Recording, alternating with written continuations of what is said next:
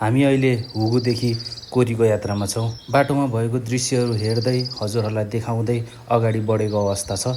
हामी होटलबाट रेडी भएर हिँड्ने क्रममा ठुलो पानी परेको हुनाले मैले निस्केको चाहिँ भिडियो देखाउन सकिनँ, तर हाम्रो यात्रा कोरीको सुरु भइसकेको छ। गाह्रो छ, तर फेरि सिनारियो बवाल छ के। गाह्रो भयो भने यसो यताउति हेर्दै हिँड्नुपर्छ, आनन्द हुन्छ। अब हामी कोरी जाँदैछौँ यहाँबाट, तल हुगुबाट आएको। ल अहिले चाहिँ हामी नौलाखर्का आएको अवस्था छ। हुगुकोटबाट धनै 1.5 घन्टा उक्लेपछि नौलाखर्का यहाँ देख्न सक्नुहुन्छ। यो बाटोबाट आउँदै गर्दाखेरि ठ्याक्क यहाँ देखिन्छ। अनि त्यसपछि तपाईँहरू चाहिँ यहाँबाट दाहिने जानु होला।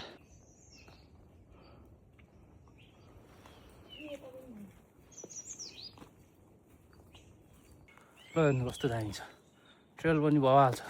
मुखबाट बयान गर्न नसक्नु छ, यस्तो सोलिड धमाका सुपर हिट छ। ल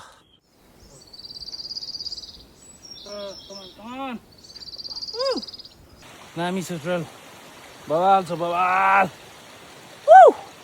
यस्तो यस्तो ठाउँ आउँदाखेरि त थाक्दा हेर्न पनि मजा हुने के। ओ माइ गड, हेर्नु न कस्तो बवाल छ,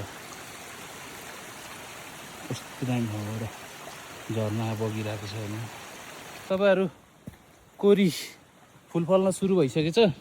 ल हेर्नुहोस् फुलहरू कति मजाले फुलहरू फल्यो। माथि छपक्कै पुरै सबै यस्तै छ बाटो। फुल फल्ने बेला भयो। ल तपाईँहरू अब घर नबसिराख्नु, हाइकिङको लागि बजेट गराउनु, त्यसपछि अनि आउने।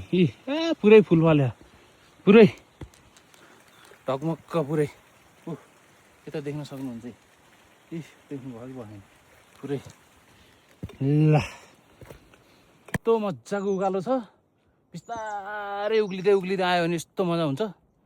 डाँडा यत्रो ठुलो रहेछ, आकाशभन्दा पनि अग्लो डाँडा। यस्तो डाँडा छ, यत्रो डाँडा रहेछ, यी आकाशभन्दा अग्लो छ। अनि तर मजा भएछ है। नर्सरीमा पनि हुन्न होला यति फुल त। हेर्नु त फुल, पुरै जङ्गली फुल, पुरै सबै तलदेखि माथिसम्म टाढा टाढा सबै हो। हेर्नुभयो, सब फुलहरू फल्यो, टाढा टाढा जम्मै। यता नि हेर्नु, ल सब फुल। ल हेर्नु त कति हो। यो डाँडादेखि त्यो डाँडासम्म छ फुल।